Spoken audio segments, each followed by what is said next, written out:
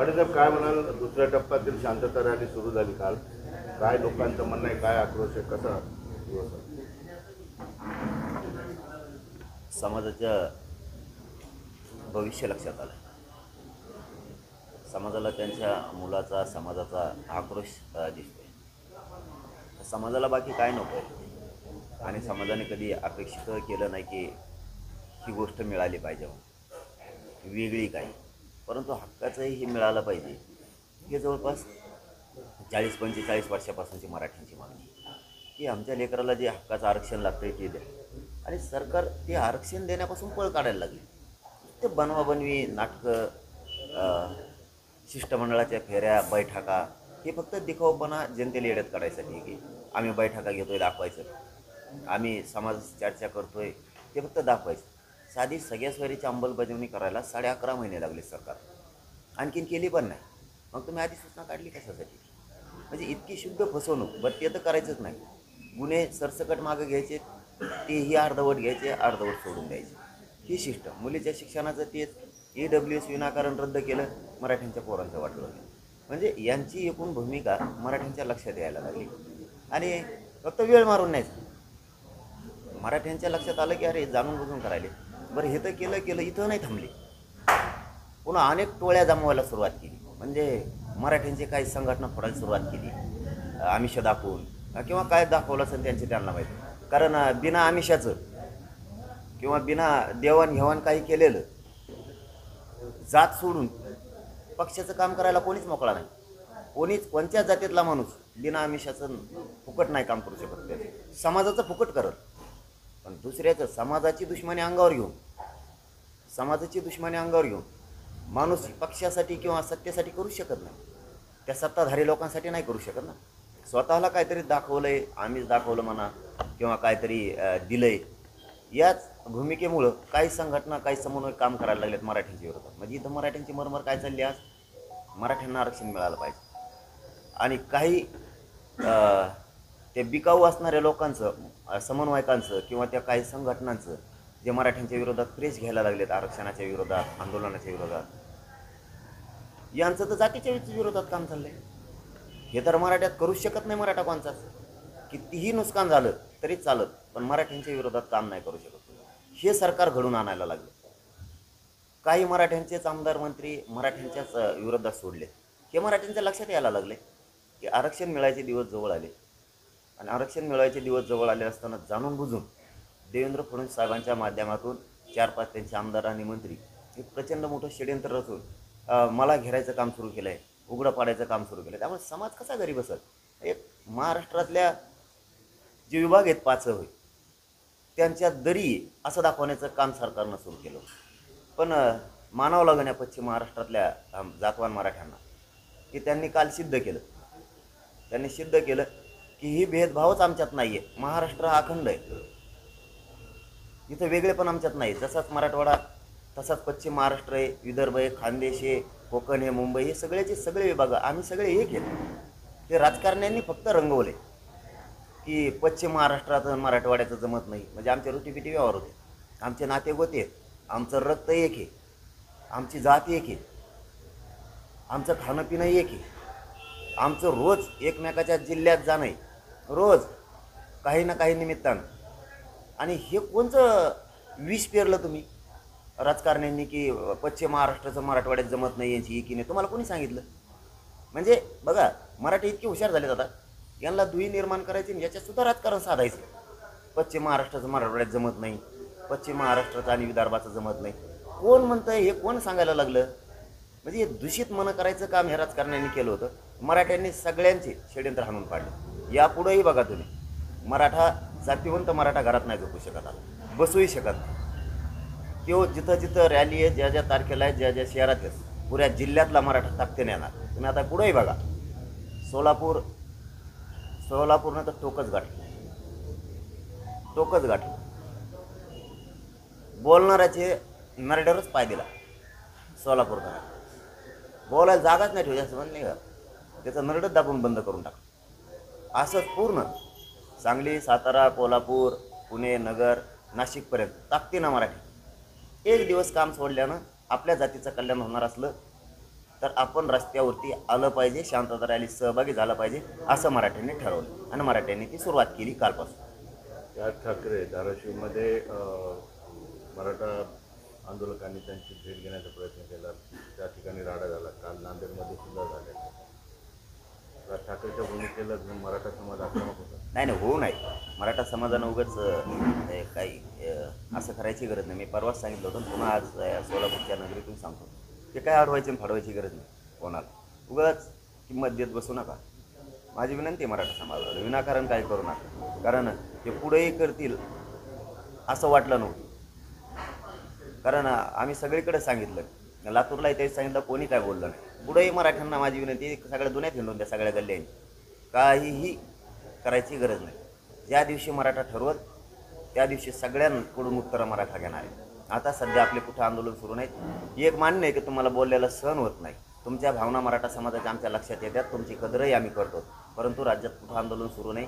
कोणीच कोणत्या नेत्याला अडू नका, हिंडून द्या त्याला. मराठा बघतोय कोण मराठ्यांचे किती विरोधात आहे, कोणत्या नेत्याला मोठं आपण केलं हे मराठ्यांच्या लक्षात येतं. मराठा बदलायला लागला आहे पूर्ण. लोकांच्या लक्षात हे किती बोलले तरी त्यांच्या चुलत्याला कोणी मोठं केलं आहे हेही लोकांना माहिती आहे. किती लवकर उपकार फेडला हेही मराठ्यांना माहिती आहे. मराठा बारकाईनं लक्ष ठेवणे सगळ्या पक्षाच्या नेत्यांकडे, कोण काय बोलतोय ते सगळ्यांचा हिशोब होणार आहे. फक्त शांत राहा, कोणी आंदोलन करू नका ही विनंती आहे. संयम ठेवा, संयमात विजय आणि संयम राहू नये मराठ्यांचा, हे सत्ताधाऱ्यांची इच्छा आहे. त्यांची इच्छा पूर्ण करू नका, विनंती माझी की त्यांना संयम नको आहे. कारण आपल्या ज्या रॅल्या आहेत त्या रॅल्यासुद्धा त्यांना काहीतरी गोंधळ घडून आणायचा, पण मराठ्यांच्या मध्ये येणं त्यांना खूप जिकिरीचं वाटतंय. मराठ्यांच्या मध्ये येऊन गोंधळ घालणं आणि पुन्हा त्या गोंधळातून बाहेर निघणं म्हणजे हे खूप मोठं आमंत्रण आहे त्यांना स्वतःला. त्यामुळे ते धाडस नाही करत.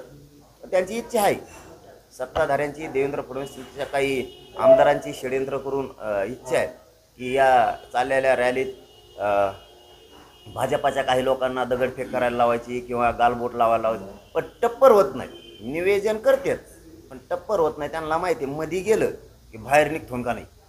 कारण ही बी वाघाचीच फौज आहे इकडची. त्यांचं खूप दिवसापासून हे षड्यंत्र सुरू आहे, धिंगाणा घडून आणायचा, गालबोट लावायचं. पण इतक्या ताकदीनं मराठी त्यांच्या मागं लागतील ना की धाके द्या. त्यामुळं माझी इच्छा आहे की आपण संयम धरा, शांततेनं न्याय मिळत असतो आणि आपण तो मिळवून देऊ. धाराशिवमध्ये जेव्हा आंदोलन झालं त्यावेळेस चर्चा करून असं पोलिसांनी सांगितलं, मध्यस्थी केली. तसं झाल्यानंतर सुद्धा 11 मराठा कार्यकर्त्यांवरती गुन्हे दाखल करण्यात आलेले, फक्त सरकारच्या विरोधात, राज ठाकरेंच्या विरोधात पुन्हा घोषणा दिल्यामुळे. ते कितपत होते? देवेंद्र फडणवीसांचं सत्ता आहे ना बाबा, लय अवघड आहे. देवेंद्र फडणवीस साहेबांची सत्ता म्हणजे सोपी सत्ता नाही, अवघड सत्ता आहे. म्हणून तर आता सगळ्या जाती धर्माचे लोक एकत्र आले, म्हणून तर मराठे एकवटलेत ना. शेवटी त्यांच्या पक्षात असणारा मराठासुद्धा कदरला आहे की ज्या पक्षाला, ज्या भाजपातल्या मराठ्यांच्या आमदारांना आपण मोठं केलं, त्यांचा नेता आपल्या जातीच्या विरोधात बोलतोय, षड्यंत्र करतोय, सापळा रचतोय, माझ्या विरुद्ध SIT लावतोय. तसंच त्या पोरांनी नुसत्या घोषणा दिल्या धाराशिवच्या, म्हणून त्यांच्यावरती गुन्हा दाखल केला आहे. हे मराठ्यांच्या आता लक्षात येतं आहे. तसंच धनगर बांधवांच्याही लक्षात आलं की आपल्यालाही फसवलं यांनी. 10 वर्ष झालं आरक्षण देतो म्हणे. हीच लिंगायत समाजाचाही प्रश्न आहे, हीच 12 बलुतेदारांचा आहे, मुस्लिमांचा आहे. तुम्हाला या विधानसभेत कळलं आता कस का देवेंद्र फडणवीसांना कोणची किंमत मोजावं लागते. चलो ओके, धन्यवाद. नाही प्रश्न आहे. दरेकर म्हणताय ही शांतता रॅली नाही आहे, तर ही द्वेष पसरवणारी रॅली. तीड झालं का करणार, जाऊ दे. अभियान बाबा त्यांच्या हातात मुख्य सूत्रधार आहेत नाही काय. एखादा मोठ्या हत्याकांडाचा सूत्रधार असतो तसं मेन सूत्रधार आहे बाबा तो. त्याच्यापासून बोलायला मला भेव वाटते त्याला बोलायला. तो खूप मोठा सूत्रधार आहे. त्यांनी तर किती एका क्रांती मोर्चात 3 क्रांती मोर्चे केले आहेत, समन्वयक बदनाम नसून बदनाम केले आहेत. लय मोठं कामगिरी केलेली त्यांनी, म्हणून त्याला मागच्या दारातून घातलं आहे त्याला. हां, ही सत्य परिस्थिती आहे, याच्यात काय खोटेपणा नाही. आता हे अभियान राबवतोय, त्यातला एक जण आता लगेच सुरुवात करणार आहे अभियानाला, संघटनेवाला. परत काही समन्वयक तयार केलेत, त्याने काही आमदार तयार केलेत बोलायला. त्याला आता काय असतं, मराठ्यांचं वाटोळं व्हावा याच्यात त्यांना आनंद आहे आणि आम्हाला आनंद आहे आमच्या मराठ्याचं चांगलं व्हावं. त्यांना वाटतं त्यांचा नेता पक्ष मोठा व्हावा. जात मिली तरी चालत, माझी इच्छा आहे जातीला तर मरू नाही द्यायचं, हे संपले तरी हरकत नाही. आणि म्हणून भाजपातला मराठा खूप नाराज झाला आहे त्यांच्यावर. सामान्य मराठ्यांना असं वाटतं यांना मोठं करून लई मोठी चूक केली, आपल्या जातीच्या विरोधात आणि आरक्षणाच्या विरोधात केली. बघा तुम्ही आता हे जर असंच करत राहिले तर पुढं काय होतं. मुंबईतल्या सीटाचं सुद्धा बघा काय होतं. आता तरी आम्हाला थोडंफार मागं पुढं वाटत होतं मुंबईतल्या सीटाबद्दल, पण आम्ही एकूण जो आढावा घ्यायला लागलो ना भाजपच्या मुंबईच्या बी भाजपच्या सीटाला आणि नागपूरच्या सीटाला काय होतं तुम्ही नुसते मजा बघा. तुम्ही करत राहा म्हणा फडणवीस साहेबाला असंच. तुम्ही अशाच बैठका घ्या, आमच्या विरोधात रॅल्या काढायला लावा, छगन भुजबळला षडयंत्र करायला लावा. परत आता नवीन नवीन नेते बोलायला लागले त्यांना बोलायला लावा. तुम्ही संघटना फोडा. याचे परिणाम काय होते तुम्ही थोडे दिवस दमदार नसता आमचं हाय ते आरक्षण द्या, आम्हाला राजकारणाचं देणं घेणं नाही. सगळ्यात महत्त्वाचं तुम्ही 11 महिन्यापासून ज्या मागणीसाठी हे आंदोलन करता, संघर्ष करता, ही सगळी सोयरीची व्याख्या आणि मागणी आम्हाला मान्य नाही असं स्पष्ट प्रकाशन भेटलं. ते कुठं सत्य देतात त्यांना मान्य नाही. बघ त्यांना मान्य आहे नाही, कोणाला मान्य आहे नाही याच्यापेक्षा आम्हाला जे मान्य आहे ते सरकारनं आश्वासन दिलेलं आहे. नसता सरकार जाणार, भुजबळचं ऐकायचं तर ऐका म्हणा. ते फक्त भुजबळचं ऐकत आहेत, बाकीच्याला मी दोषच देत नाही. हे सगळा मुकादम ते टोळी मुकादम ऊस तोडायचा ते हे टोळे बांधतोय सगळ्या. मग त्याला बळ देण्याचं काम फडणवीस करते. त्यामुळे हे भोगावं लागणार आहे फक्त फडणवीसांना. यांच्या सगळ्यांमुळे भोगणार ते. नसतं आमची अंमलबजावणी सगळ्या सोयऱ्यांसह ठरलेल्या 8-9 मागण्या द्यायच्या ज्या ठरलेल्या आहेत त्या 83 क्रमांकाला कुणबी आणि मराठा आहे. सरसकट मराठ्यांना कुणबी प्रमाणपत्र द्यायचे. गुन्हेसुद्धा सरसकट आहे. कुणबी नोंदी शोधायच्या बंद केल्यात. हे जे सगळे प्रश्न आहेत 3ही गॅजेट्सचं हे सगळे सोडवायचे. आम्हाला राजकारणाशी देणं घेणं नाही. नसता या लोकांमुळं राज्यातलं भाजप पूर्ण संपून फडणवीस साहेब मोकळे होणार. महाराष्ट्रात निजामी मराठ्यांकडून ओबीसीचं आरक्षण संपवण्याचा डाव करतायत असा आरोप त्यांच्यावर केला ना ते देते उत्तर. ते मला माहीतच नाही त्यांनी जेम कोण येतं, औरंगजेबाचं कोण येतं, कोणाचे कोण येतं. आम्हाला फक्त एवढंच माहिती आहे आम्ही गरीब मराठी आहेत. गरीब मराठ्यांना ओबीसीतून आरक्षण मिळून द्यायचं आणि ते कसं देत नाही ते मी बघतो.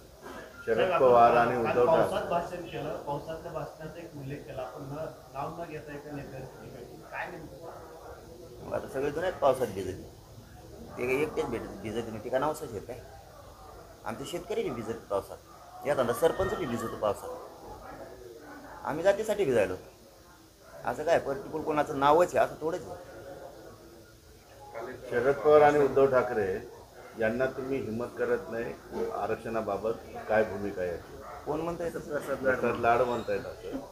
आणि दुसऱ्या बाजूने तुम्ही ज्यांनी आरक्षण दिलं फडणवीस यांना नेहमी टार्गेट करत राहता. राज ठाकरेंनी आपली भूमिका काही का होईना ती जाहीर केलेली आहे, पण तुमच्यात हिंमत का नाही की उद्धव ठाकरे आणि शरद पवारांना जाब द्या. तुमच्यात एवढीच हिंमत आहे का म्हणून. तुमच्यात हिंमत नाही का देवेंद्र फडणवीसला आरक्षण द्या म्हणायचं. कवर दुसऱ्याचे घर दाखविता रे तुम्ही. ते बिगर कोकाचं असल्यासारखं कम वागा. रणका वागू नाही कधी, मर्दासारखं वागावं. सांगा ना देवेंद्र फडणवीसला मराठ्यांनीच निवडून दिलंय ना, द्या म्हणा आरक्षण. कशाला लोकांच्या घरात दाखवता उगाच याला बोलत नाही त्याला बोलत नाही. आम्ही 50 वेळेस सांगितलं तुम्हाला आमचं कुणी वाटोळं केलेलं आहे मराठ्यांना चांगलं माहीत. म्हणून तर तुम्हाला 106 माग आमदार निवडून दिले ना, 13% आरक्षण दिलं म्हणून. ते बी तुम्हीच घातलं. मराठ्यांना की तुम्हाला पायाखाली घातलं.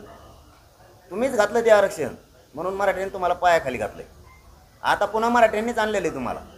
आता पुन्हा मराठीच पायाखाली घालणार तुम्हाला जर आरक्षण नाही दिलं. कशाला घरं दाखवून नाटकं करता रे. याचे आणि त्याचे घरं दाखविता. राष्ट्रीय ओबीसी महासंघाची अमृतसरला बैठक झाली, राष्ट्रीय ओबीसी महासंघाची, आणि त्यामध्ये त्यांनी जवळपास ठराव देश पातळीवरचे ठराव केलेले आहेत. आणि ओबीसीतून इतर आरक्षण कुणाला देऊ नये असा देश पातळीवर महासंघाने ठराव केलेला आहे. तर काय होतं त्याला ठराव कोणी करू. मग आम्ही करू तिथं बसल्या बसल्या. हे देऊ नका ते देऊ नका. कायदा काय कोणाच्या मनावर चालत नसतं. ते म्हणतील तसं होत नसतं आणि ते सांगतील तेच होणार असं होत नसतं. जिल्ह्यातील राष्ट्रवादीचा विषय प्रत्येक जिल्ह्यामध्ये अडचण आहे. लवकर प्रमाणपत्र द्यायला अधिकारी टाळाटाळ करतात, पैशाची मागणी होते असं म्हणणं आहे. हे सरकारच विचित्र आहे. यांना जाणून बुजून एका हाताने द्यायचे आणि दुसऱ्या हाताने वाटोळं करायचं. उघड सांगतो मी तुम्हाला, धनगर बांधवांकडून निवडून येईपर्यंत पहिल्याच कॅबिनेटमध्ये तुम्हाला आरक्षण देऊ असं सांगितलं. एका हाताने मतदान घेतलं, सत्ता हस्तगत केली, दिलं नाही. तसंच एका हातानं द्यायचं, दुसऱ्या हाताने वाटोळं करायचं, ही यांची पद्धत आहे. शिंदे समिती गठीत केली, नोंदी शोधल्या, प्रमाणपत्र द्यायला त्यांनीच अडचणी आणायला सुरुवात. प्रमाणपत्र दिले, व्हॅलिडिटीला त्यांनीच अडचण आणली. वंशावळ समिती गठीत केली, तिला काम करायचं सांगितलं नाही. कशाला गठीत केली ती? नोंदी शोधल्यात, कक्षेच नाही आहेत प्रमाणपत्र देण्यासाठी. ही यांची वागण्याची पद्धतच चांगली नाही. मुलीला मोफत शिक्षण केलं, नुसतं कागदावर ठेवलं, फीस भरून घेतलं, फीस भरायचे झाल्यावर आता मोफत केलं. आता सगळ्या फीस घेतल्यावर इतके उलटे दिमागाचे कामं करते ते. सगळ्या स्वारीची अंमलबजावणीला सुद्धा यांनी असंच केलं. हे जाणून बुजून मिळू देत नाही. ACBC मराठ्यांनी मागितलं नाही तरी कायदा पारित केला आणि EWS मराठ्यांचं घातलं. एकीकडून EWSचंही प्रमाणपत्र मिळत नाही, त्याचाही फायदा होत नाही रद्द केल्यामुळं. ACBCचं 10% आरक्षण दिलं, त्याची व्हॅलिडिटीची आट घालून ठेवली. व्हॅलिडिटी 1 महिन्याच्या आत निघत नाही आणि 3 राऊंडच्या आत पोरांना ते प्रमाणपत्र द्यायचं. तिथं अधिकाऱ्यांचे काही संप, काही अधिकारी जातीवादी, काही अधिकारी मुद्दाम देत नाहीत आणि सरकारचं वरून प्रेशर तातडीनं देऊ नका. म्हणजे तिन्ही बाजूने यांनी मराठ्यांचं वाटोळं करायचं ठरवलं. याची 10% मागणी नसून बळच लादलं. बरं लादू द्या. EWS रद्द केलं. तुम्हाला कोणी रद्द करायचं सांगितलं? जर ACBCचा कायदा झाला म्हणून ते रद्द करावं लागलं तर ACBCचा कायदाच करायचा नव्हता. तुम्ही 10% आरक्षण द्यायचंच नव्हतं. EWS आमच्या पोरांनी घेतलं असतं. म्हणजे हेच वाटोळे करणारे आणि हेच समजून सांगणारे परत. त्यामुळं लोकांच्या लक्षात आले यांनी 10% आरक्षण देऊन मराठ्यांचं वाटोळं केलं. कारण EWS त्यामुळं रद्द केलं. EWS रद्द करण्याची कोणाची मागणी नाही किंवा 10% आरक्षण देण्याची सुद्धा महाराष्ट्रातल्या एकाही मराठ्यांची मागणी नाही. हे दोनही ACBC देऊन वाटोळं केलं आणि EWS रद्द करून वाटोळं केलं. याला जबाबदार फक्त सरकार आहे आणि हे सगळी चाल देवेंद्र फडणवीस यांची. काल एक भाषणामध्ये वक्तव्य केलं होतं की फुटबॉलची जे जास्त चित्र होतं त्या आमदाराला पाड. मग परवा माढा तालुक्यातील आरण येथे भुजबळ आणि फडणवीसांचा कार्यक्रम झाला. मग तिथले आमदार जे आहेत बाबासाहेब शिंदे ते मराठा आहेत, मग मराठ्यांना पण पाडायचं. ते मराठा असू नाही तर ते कोणी असो, आमच्या विरोधात आमच्या अन्नदाव कोण काढीत आहे? छगन भुजबळ. ते कोणत्या मतदारसंघात देवेंद्र फडणवीस त्यांना घेऊन हिंदू आहेत, ते गेलंच म्हणून समजायचं. त्याला दोषी फक्त देवेंद्र फडणवीस असतात. त्याला जिथं घेऊन हिंडते तेव्हा मराठ्यांच्या अन्नात विष घालायला लागला आणि तुम्ही त्याला घेऊन हिंडायला आमच्या विरोधात. जा घेऊन, तुमचा हक्क आहे कोणाला न्यायचं आणि कोणाला न्यायचं. आमचा हक्क आहे कोणाला पाडायचं आणि कोणाला निवडून आणायचं. कुठंही न्यायचा म्हणा महाराष्ट्रात, कुठंही न्यायचा.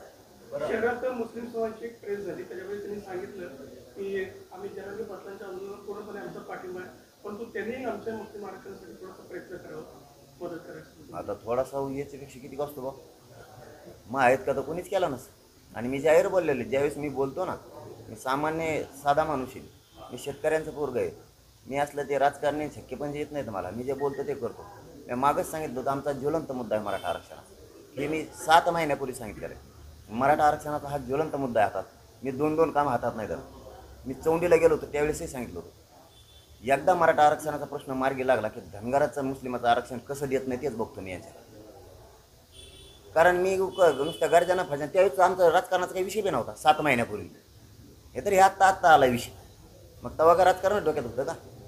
आम्ही नाही द्वेष करत एकमेकात, गावखेड्यात नाहीत विरोधात. आम्ही हे दाखवलं जातं हो, हे दाखवलं जातं. धनगरांचं मराठ्यांचं जमत नाही, मुस्लिमांचं मराठ्यांचं जमत नाही, दलितांचं मराठ्यांचं जमत नाही, 12 बलुतेदारांचं आमचं सगळ्याचं जमतं आहे. अहो आमचं धकतच नाही, मराठ्यांचं त्यांच्याशिवाय धकत नाही आणि त्यांचंही मराठ्याशिवाय धकत नाही. अहो रोज बसायला लागतं, उठायला लागतंय. जाबर गावखेड्यात तुम्ही सगळे, आणि तुम्ही सगळे गावखेड्यातलेच आहेत. टपरी पुढं उभं राहिलो, चहा प्यात कचाकच घोडेले होते त्या एकमेकाला. प्रेम येते एकमेकावरती.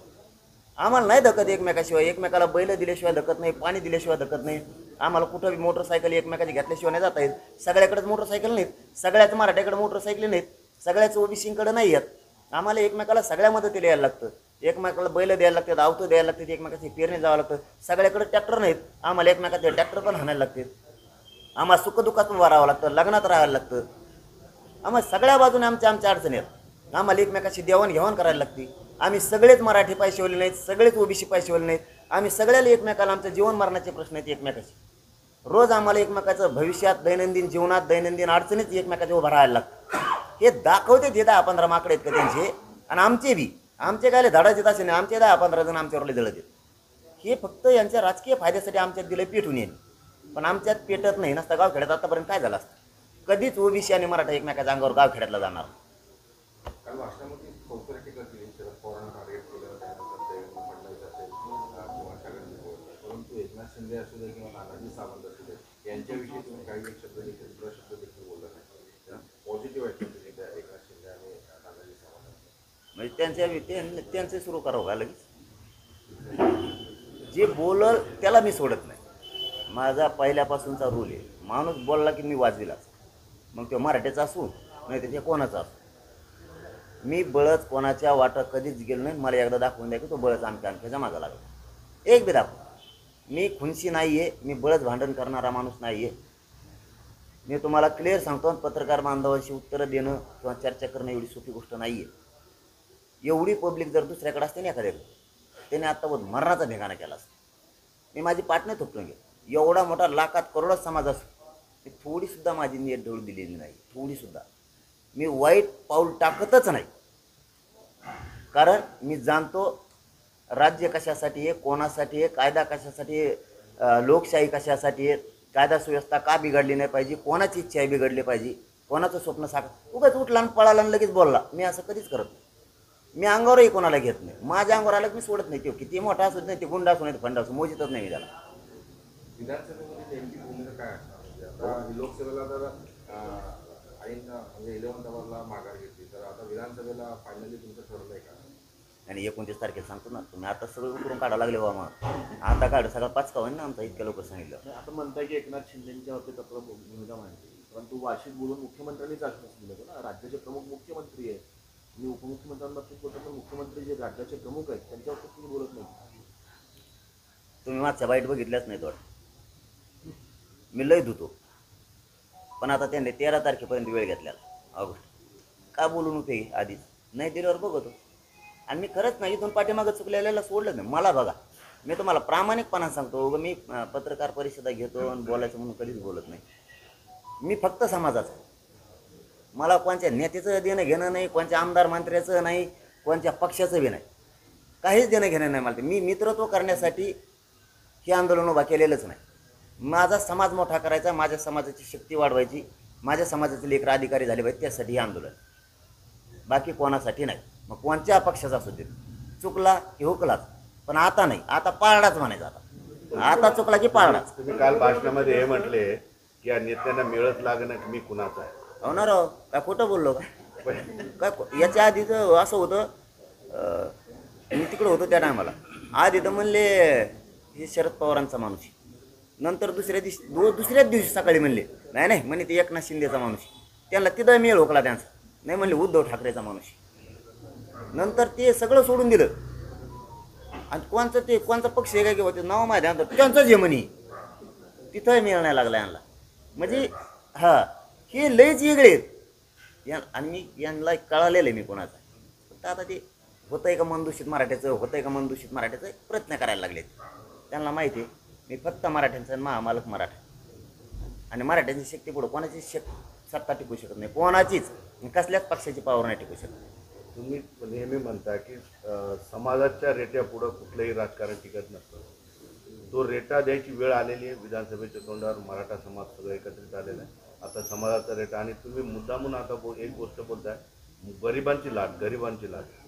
म्हणजे गरीब समाजाचा रेटा आता बसणार सरकार का नाही बसणार? नाही दिल्यावर माझा आणखीनही तीच मनस्थिती आहे. माझी आणखीन नियत फिरलेली नाही. मला माझ्या समाजाला राजकारणात नाही जायचं. नाही तर एवढी पब्लिक असल्याच्या नंतर माणूस सहज बोलून जाणार लढायचं. मग मी आणखीनही सांगतो, मला माझ्या समाजाला आम्हाला राजकारणात नाही जायचं, आमची इच्छा नाही. आमचं स्वप्न फक्त आहे आमच्या लेकरांना आरक्षण देऊन मोठं करायचं.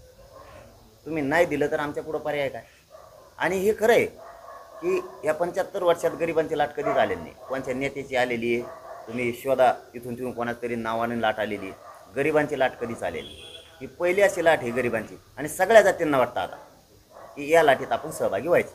मग जात कोणची असू द्या, 12 बलुतेदारांपासून, मुस्लिमांपासून, दलितांपासून, सगळ्या समाजाच्या लोकांची आता इच्छा आहे की एकदा होऊन जाऊ. ही गरिबांची लाट आहे. गरिबाची जर सत्ता आली तर गरिबाचे काम होते. आणि तुम्हाला जाहीर सांगतो मी आज या प्रेसच्या माध्यमातून, जर गरिबाची सत्ता आली तर कोणाच्याच आरक्षणाचाही प्रश्न राहणार नाही, कारण गरीबाला गरीबाची जाण असते. शेतकऱ्यांचा सुद्धा कोणताच प्रश्न राहणार नाही, कारण गरीब ह्योच शेतकरी, आणि तो जर तिथं बसला शेतीचे सुद्धा प्रश्न राहत नाही. व्यवसाय करणारे सुद्धा शेतकऱ्यांचेच पोर आहेत. व्यवसाय करणाऱ्यांना सुद्धा अडचणी येणार नाहीत गरीबाची सत्ता आली. आणि व्यावसायिक गरिबांचे पोरं कसे बनवायचे, की गरिबाची सत्ता आल्यावरच बनवू शकतात. श्रीमंताचा माणूस श्रीमंताचंच पोरग व्यवसायाकडे नेणार. औद्योगिक विकास जे म्हणलं जातं ते औद्योगिक विकास फक्त मंत्र्याच्या पोराचाच होणार, गरिबाचा कवाच नाही. तो कवा बी वॉचमॅन म्हणून काठी घेऊनच राहणार. गरिबाची आली तरच त्याच्या हातातली वॉचमॅनाची काठी सुटणार. मग आता ही विधानसभा पक्षापक्षामध्ये लढल्या न जाता सर्व पक्ष विरुद्ध गरिबांची लाट अशीच होईल. होणारच, कारण प्रश्नच गरिबाचे आहेत आणि गरिबांनी त्यांना तिथं ते प्रश्न सोडवण्यासाठी बसवले. पण गरिबाचे प्रश्न सोडवले जात नाही, म्हणून इथंही आता गरीबच आणि तिथंही गरीबच. ज्यावेळेस वरही गरीब आणि खालीही गरीब राहील त्यावेळेस सगळा समान कारभार चालणार. शेतीचाही प्रगतीकडे शेतीचा बी व्यवसाय जाणार, शेतकऱ्यांच्या मालाभावाचा बी विषय मार्गी निघणार, पाण्याचाही निघणार, लाईटचाही निघणार, काहीच राहणार नाही. कारण जो इथं करताय शेतात, तो शेतात करताच जर तिथं गेला तर त्याला इथले प्रश्न माहिती आहेत. त्याला यांच्यासारखं बांधावर येऊन बघायची काही गरज नाही. यांच्यासारखं त्याला पूर जर आला तर विमानातून बघायची काहीच गरज नाही. हेलिकॉप्टर त्याला माहिती आहे आता किती आला असं. ते मोजित आहेत, मिलीमीटर आण, पट्ट्या आण, लोखंडाचे पळत नुसत्या इथून ते पट्ट्या घेऊन कामा धामाचे मोजित आहेत आणि पैसे नाही, फिशे नाही, काहीच नाही. आता बघा कोल्हापूरचे सांगलीचे किती हाल झाले, नुसत्या पट्ट्या घेऊन पळत आहेत लोखंडाच्या. मिलीमीटर मोजेव, आलीमीटर मोजेव, काय मोजित आहेत त्यांचे त्यांनाच माहीत आणि पैशाचा पत्ताच नाही. नुसते हिशोब करतात किती हजार कोटीचा झाला आणि कवाशिक टाकायची. 2 वर्ष लागणार तरी ते नुकसान भरपाई देणार नाही. तो पुरतं शेतकऱ्याचं वाटलं. आत्ता तातडीची गरज कशाला आपल्याला सगळ्याला? आता आपल्याला इथून बाहेर पडायचं. आता आपल्याला गरज आहे जेवण केल्याशिवाय बाहेर पडायचं नाही. याला दैनंदिन गरजा म्हणते. आत्ता त्या लोकांना अडचण आहे, त्यांचा हातचा पैसा गेला, पिकं पण गेलं, पुरं पीक जळून गेलं, पैसे खिसतले होते शेतीत लावले ते पाण्यात गेले. आता पुरा आता गरज आहे त्यांना तातडीची. तुम्ही 2 वर्षांनी देणार, मेलक राहिले ते झालं का? कर्जबाजारी केली का आत्महत्या? आणि परत तुम्हीच म्हणणार आम्ही कर्जमाफी केली. 2 वर्षांनी कशाला केली? इकडं पार वाटोळं झाल्यावर, आमच्या घराची राख रांगोळी झाल्यावर शेतकरी कर्जबाजारी व्हायला हे सुद्धा कारण तुम्हाला द्यायची ना, तातडीनं का देत नाही तुम्ही? उशीर का करता? त्यासाठी ईदलाच तिथं जायला पाहिजे, तरच महाराष्ट्र सगळ्यात पुढे जाणार. समाजाची लाट एक रात्रीतून एक दिवसातून होत नसते. गेल्या अनेक वर्षांचा आक्रोश एकत्रित येऊन ही लाट होते किंवा उठाव होतो. तुम्हाला वाटतंय की याचा आक्रोश लोकांच्या मनामध्ये गेल्या अनेक वर्षांपासून आहे त्या परिस्थितीत समाज आहे? मराठ्यांसह सगळ्या जाती धर्मातल्या लोकांना त्यांचं स्वप्न जर साकार करायचं असलं तर ज्याच्या त्याच्या क्षेत्रात, ज्याच्या त्याच्या विषयात, ज्याच्या त्याच्या व्यवसायात त्यांना जर बदल करायचा असला, त्यांच्या लेकरात, त्यांच्या शेतीत, त्यांच्या व्यवसायात जे अनेक प्रश्न त्याचा जर बदल करायचा असला तर लोकांना आता मनातून उठाव करावा लागणार आहे. सगळ्या जाती धर्माच्या लोकांना तरच हे बदल होणार. आणि गरिबांचेच पोरं सगळ्या जातीला न्याय देऊ शकते, दुसरे कोणीच नाही. गरिबांचेच पोरं जर तिथं बसले तेच गरिबाला न्याय देऊ शकतात. त्यांना जातीवाद ही गोष्ट माहीत नाही. जातीवादाचे तुकडे करण्याची जबाबदारीनं, जातीवादाचे तुकडे करण्याचं जबाबदारीनं काम सगळ्या पक्षातल्या नेत्यांनी केलेलं आहे. जबाबदारीनं ठरवून कोणी जातीवाद करायचा, कोणी नाही करायचा, कोणी दंगल पेटवायची, कोणी नाही पेटवायची, कोणी पुढं व्हायचं, पुढं कोणचे लोक घालायचे, हे निवेदनबद्ध जबाबदारीनं यांनी 75 वर्ष काम केलेलं आहे. गरिबाचे पोरं काम करणारे सगळ्या जाती धर्मातले जर तिथं गेले तर ह्यो महाराष्ट्रातला, देशातलं हे राज्य महाराष्ट्र असं असून की जातीवाद पूर्ण बंद झाला आणि देशात महाराष्ट्र सगळ्यात पुढे गेला विकासाच्या बाबतीत सुद्धा. फक्त गरिबाचेच पोरं तुम्हाला तिथं बसावं लागणार आहेत. आणि सगळ्या जाती धर्मानं या नेत्यांचं नाही ऐकता आता जातीचे पोरं मोठे करायचे. आपल्या राज्यात असणारे सगळे व्यवसाय, शेतीपासून सगळे, हे जर प्रगतीकडे न्यायचे असले तर गरिबाचे पोरं तिथं बसवायचे सगळ्यांनी पक्क ठरवलं पाहिजे. 100% बदल होणार आणि सगळ्यांच्या पुढच्या कायमच्या समस्या सुद्धा मिटणार. हे तुमचं स्वप्नच आहे. करणारच मी, सोडितच नाही आणला वरगाड्याशिवाय.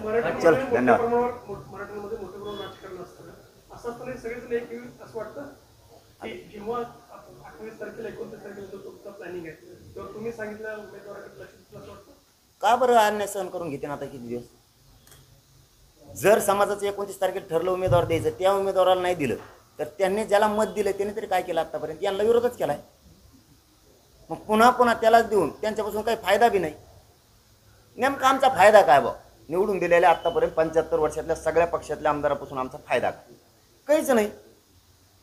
तुम्ही काही केलंच नाही. तेच ऐकतो मी तर लहानपणापासून ऐकतो.